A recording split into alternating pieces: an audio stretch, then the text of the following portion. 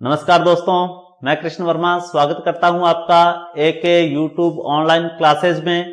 दोस्तों, पिछले वीडियो के अंतर्गत हम पढ़ रहे थे भारत का भूगोल और भारत के भूगोल के अंतर्गत हमने भारत के भौतिक प्रदेश का जो फर्स्ट चैप्टर था उसके अंतर्गत उत्तरी पूर्वी पर्वतीय प्रदेश का अध्ययन कर रहे थे।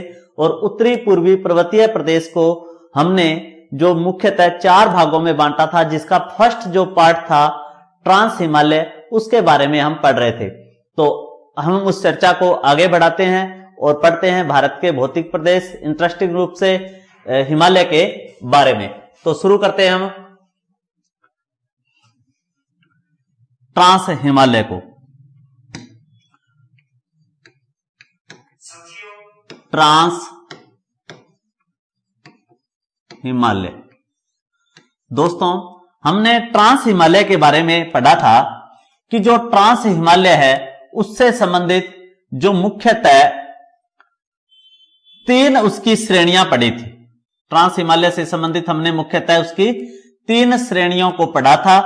और कौन कौन सी श्रेणियां थी तो हमने पढ़ा था, सबसे उत्तर में जो ट्रांस हिमालय की पहली श्रेणी है जिसे हमने नाम दिया था काराकोरम श्रेणी। काराकोरम श्रेणी यह भारत की सबसे उत्तरी श्रेणी, या हम कहें ट्रांस हिमालय की सबसे उत्तरी श्रेणी है। इस काराकोरम श्रेणी के अंतर्गत हमने पढ़ा था कि भारत जो है उसकी यह सबसे ऊंची श्रेणी है।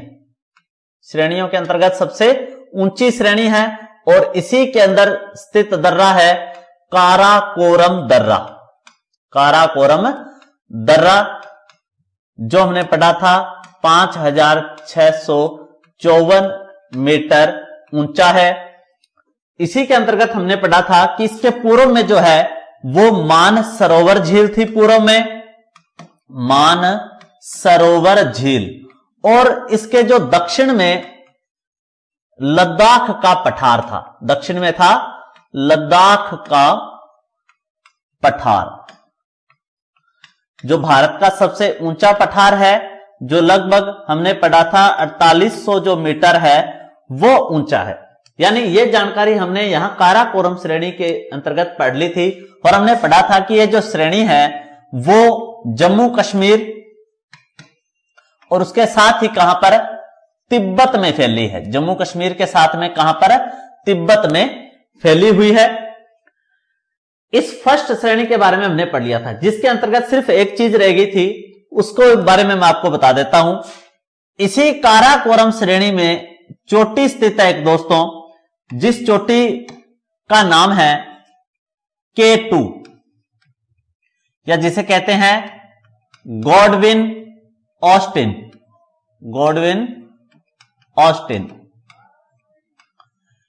K2 या गॉडविन ऑस्टिन जो है वो विश्व में माउंट एवरेस्ट के बाद में दूसरी सबसे ऊंची चोटी है। अर्थात यह विश्व की दूसरी सबसे ऊंची चोटी, दूसरी सबसे ऊंची चोटी, सबसे ऊंची चोटी है। ऊंचाई जो है वो इसकी है 8611 मीटर। 8611 मीटर। जो चोटियां हैं उनको हम क्रम से अलग से कर लेंगे जब हमारा हिमालय कंप्लीट हो जाएगा उस समय।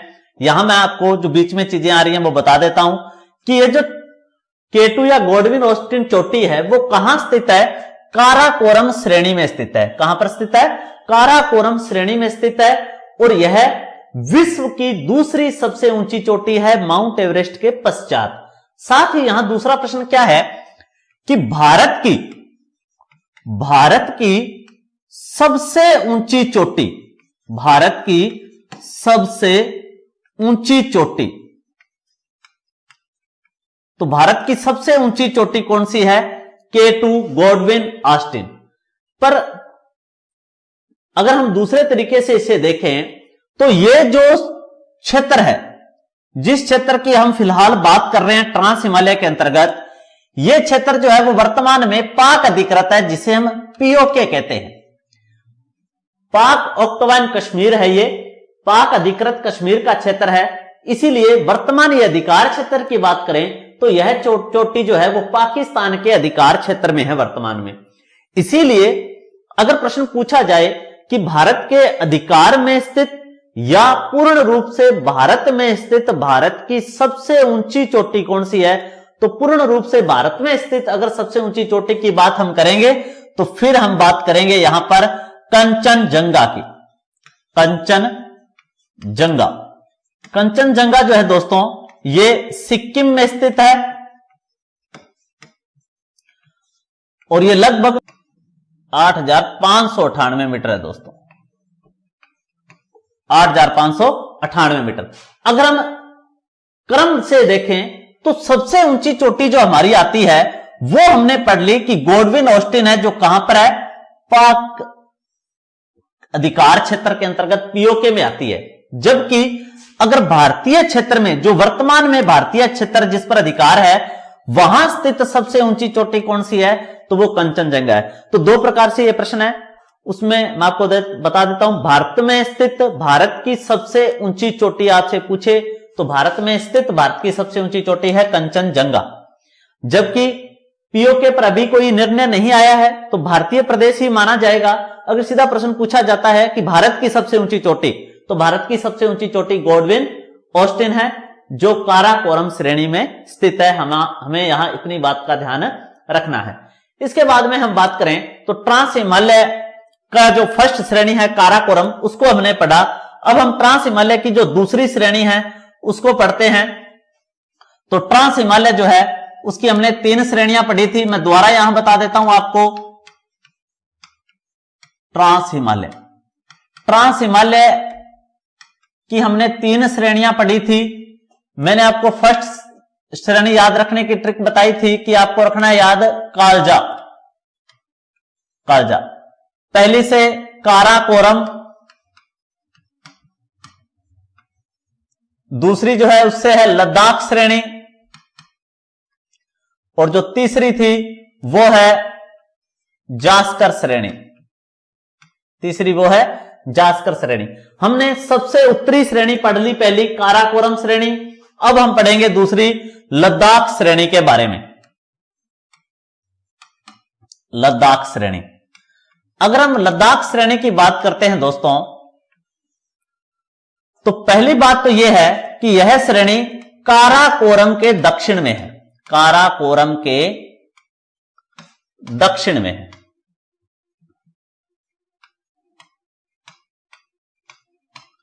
जो काराकोरम श्रेणी हमने पढ़ी थी सबसे उत्तर में, यह उस काराकोरम श्रेणी के कहां पर है, दक्षिण में स्थित है। यह हमने पढ़ा था काराकोरम श्रेणी। इस काराकोरम श्रेणी के दक्षिण में जो श्रेणी है वो है लद्दाख श्रेणी। मैंने काराकोरम को के से और लद्दाख श्रेणी को एल से यहां मार्क किया है। यह जो लद्दाख श्रेणी है, हमने एक बात पढ़ी थी कि जो काराकोरम श्रेणी है और लद्दाख श्रेणी है, इन दोनों के मध्य हमने लद्दाख का पठार पढ़ा था। जबकि अब यहां लद्दाख श्रेणी के अंतर्गत हम पढ़ेंगे कि जो लद्दाख है वो भारत का सबसे ठंडा क्षेत्र है, सबसे ठंडा क्षेत्र है। इसे शुष्क मरुस्थल, शुष्क मरुस्थल, या इसे दोस्तों श्वेत मरुस्थल, सफेद श्वेत कह लो या सफेद कह लो, मरुस्थल की संज्ञा दी जाती है। इसे शुष्क मरुस्थल, श्वेत मरुस्थल या सफेद मरुस्थल की संज्ञा दी जाती है। और दोस्तों इस लद्दाख श्रेणी के अंतर्गत हम देखें तो जो लद्दाख भारत में सबसे कम वर्षा वाला क्षेत्र, सबसे कम वर्षा वाला क्षेत्र है। भारत में सबसे कम वर्षा कहां होती है, तो सबसे कम वर्षा इस लद्दाख श्रेणी वाले क्षेत्र के अंतर्गत होती है। तो सबसे कम वर्षा वाला क्षेत्र भी कौन सा है? तो लद्दाख क्षेत्र सबसे कम वर्षा वाला क्षेत्र है। यहां मैंने ठंडे क्षेत्र की बात की, अगर प्रॉपर स्थान की बात करें तो प्रॉपर सबसे ठंडा स्थान है भारत का द्रास। द्रास यह लद्दाख में है। भारत का सबसे ठंडा स्थान द्रास है जो लद्दाख में स्थित है। तो यहां बात कर रहे थे कि भारत का सबसे ठंडा क्षेत्र शुष्क मरुस्थल या श्वेत मरुस्थल के नाम से जानते हैं। लद्दाख सबसे कम वर्षा वाला क्षेत्र है। और ये जो लद्दाख क्षेत्र है ये वर्तमान में क्या है? एक केंद्र शासित प्रदेश इसे घोषित कर दिया गया है। जम्मू कश्मीर और लद्दाख क्षेत्र जो है, दो जम्मू कश्मीर के बाद में अलग अलग केंद्र शासित प्रदेश बनाए गए हैं।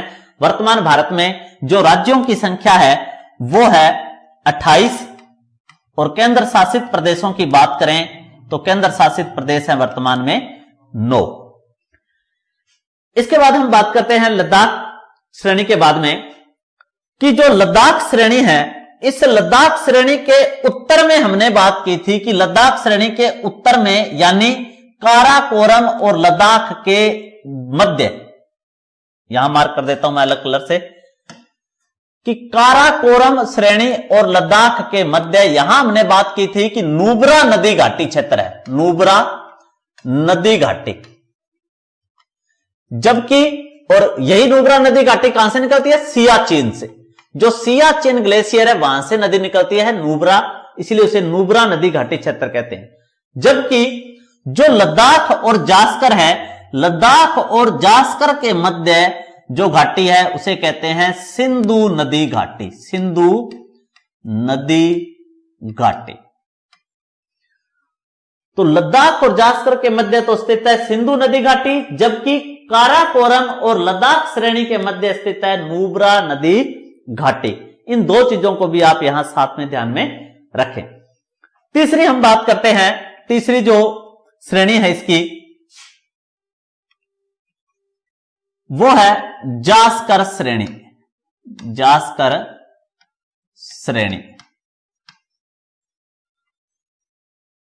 जास्कर श्रेणी ट्रांस हिमालय की, ट्रांस हिमालय की सबसे दक्षिणी श्रेणी है। सबसे दक्षिणी श्रेणी है, अर्थात यह किसके दक्षिण में है? तो हमने ट्रांस हिमालय की 3 श्रेणियां पढ़ी हैं। पहली श्रेणी हमने पढ़ी काराकोरम, काराकोरम के दक्षिण में है लद्दाख श्रेणी और लद्दाख श्रेणी के दक्षिण में है वो कौन सी है? तो जास्कर श्रेणी। तो यह ट्रांस हिमालय की सबसे दक्षिणी श्रेणी है और ट्रांस हिमालय की सबसे उत्तरी श्रेणी है काराकोरम। तो ट्रांस हिमालय की सबसे दक्षिणी श्रेणी जास्कर है। और अभी हमने बात की कि लद्दाख श्रेणी और जास्कर श्रेणी के मध्य यहां बहती है सिंधु नदी, जबकि काराकोरम लद्दाख श्रेणी के मध्य बहती है नुब्रा नदी। जो इस क्षेत्र के अंतर्गत दर्रे स्थित हैं उन दर्रों पर अपने एक स्पेशल वीडियो बनाएंगे और सारे जितने भी हिमालय के दर्रे हैं जिस जिस राज्य के हैं उन सभी को अपने इकट्ठा करते हुए नोट्स जो हैं वो बना लेंगे। इसके बाद दोस्तों ट्रांस हिमालय के बाद में अब हम पढ़ते हैं हिमालय।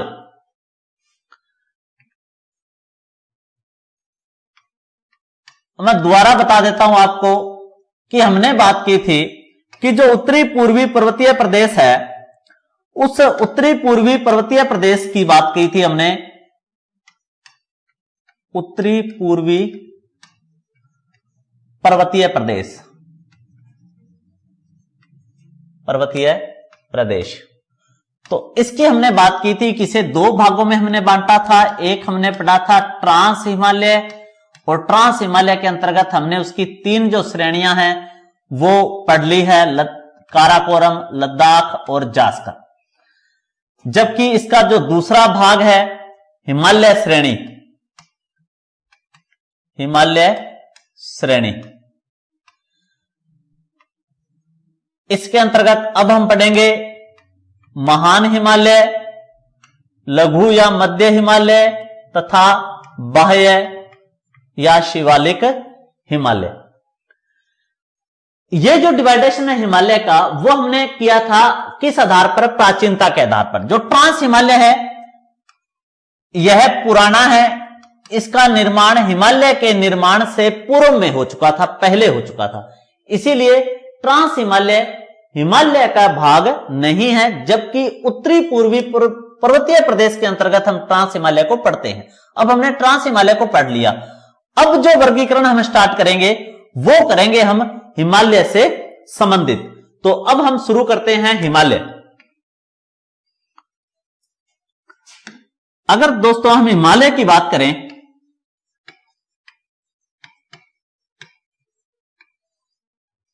अगर हम हिमालय की बात करें तो सबसे पहले बात आती है कि जो हिमालय है उसकी जो उत्पत्ति है वो हुई है टेथिस महासागर से, टेथिस महासागर से, और लगभग जो इसकी उत्पत्ति है वो 7 करोड़ वर्ष पूर्व मानी गई है। इसकी उत्पत्ति जो है लगभग 7 करोड़ वर्ष पूर्व मानी गई है। सर्वमान्य जो सिद्धांत है उत्पत्ति से संबंधित वो कौन सा है? तो सर्वमान्य जो सिद्धांत है वो सिद्धांत है हैरी हेस का प्लेट विवर्तनिक सिद्धांत, हैरी हेस का प्लेट विवर्तनिक सिद्धांत।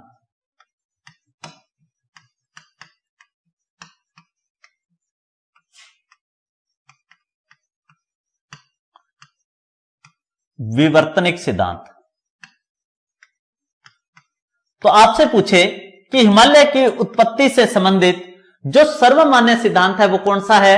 तो सर्वमान्य सिद्धांत है हैरी हेस का प्लेट विवर्तनिक सिद्धांत, हिमालय की उत्पत्ति से सर्वमान्य सिद्धांत है। अब हैरी हेस ने क्या बताया?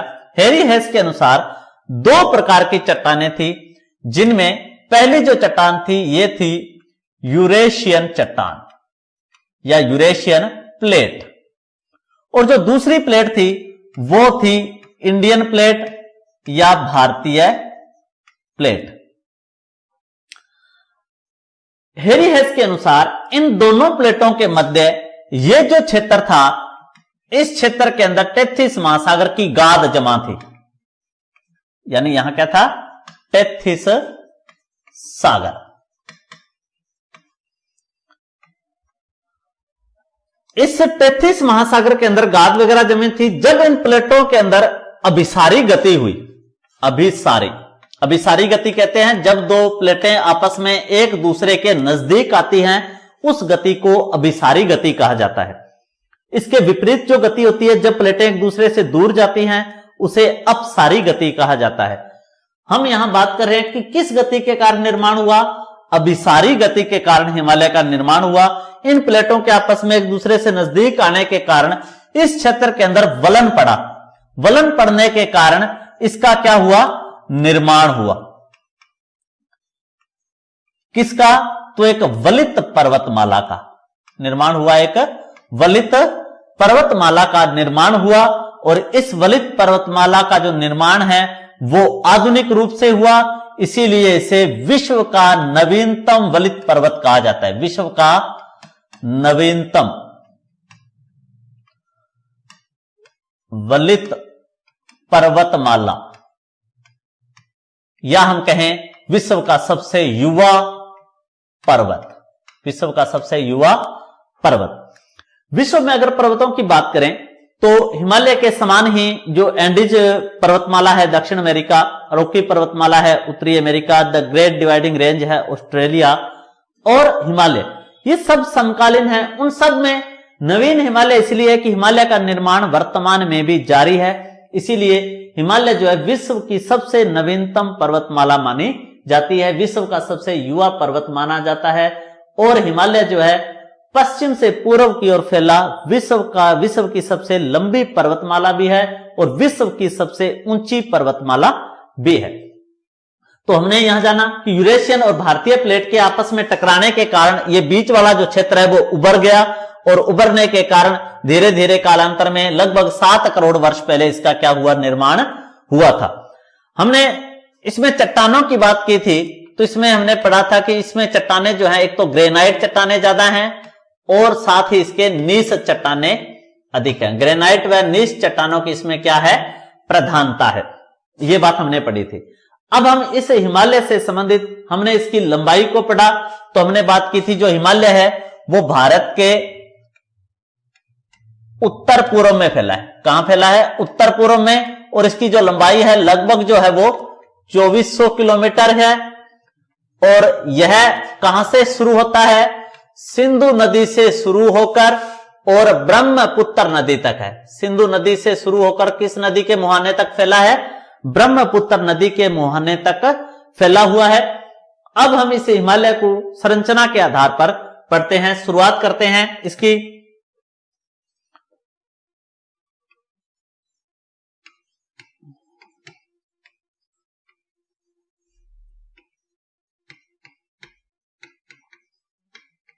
हिमालय का वर्गीकरण, और हिमालय के वर्गीकरण के अंतर्गत हम इसका पहला भाग कर रहे हैं सर्वोच्च हिमालय। इसे ही कहते हैं दोस्तों महान हिमालय, इसे ही कहा जाता है विशाल हिमालय, इसे ही कहा जाता है आंतरिक हिमालय, और इसे ही कहा जाता है हिमाद्री। बर्फ से ढका होने के कारण इसे हिमाद्री भी कहा जाता है। तो सर्वोच्च हिमालय, महान हिमालय, विशाल हिमालय, आंतरिक हिमालय या हिमाद्री किसे कहा जाता है, तो इसके पहले भाग को कहा जाता है। अगर संरचना की दृष्टि से बात करें तो मैं थोड़ा मैप बनाऊंगा।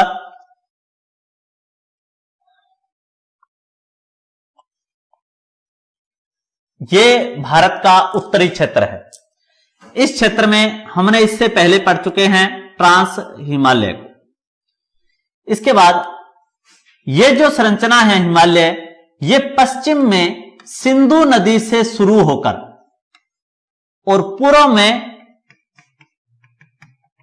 ब्रह्मपुत्र नदी तक फैली हुई है।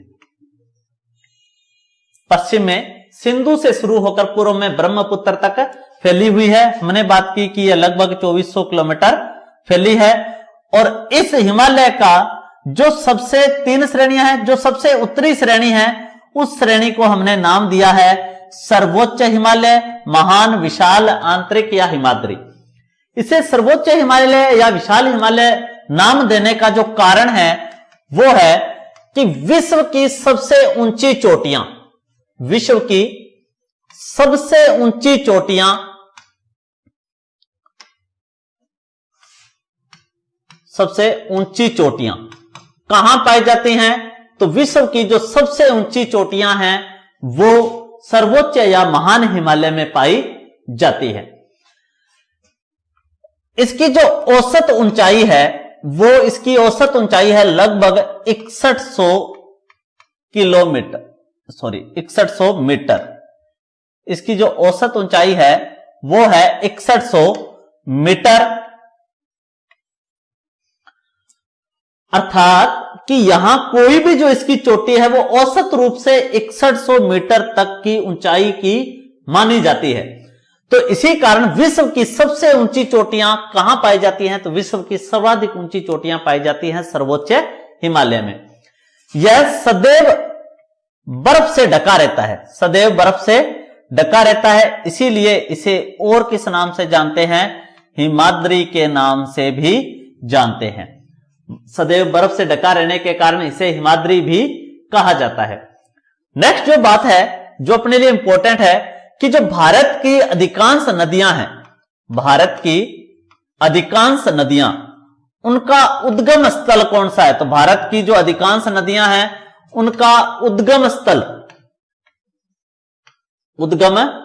जो है वो कौन सा है, तो भारत की अधिकांश नदियों का उद्गम स्थल सर्वोच्च हिमालय है। जैसे हम गंगोत्री पढ़ते हैं हिमनद, यमुनोत्री हिमनद पढ़ते हैं, तो सतोपथ हिमनद पढ़ते हैं, तो वो कहां है, सभी सर्वोच्च हिमालय के अंतर्गत आती है।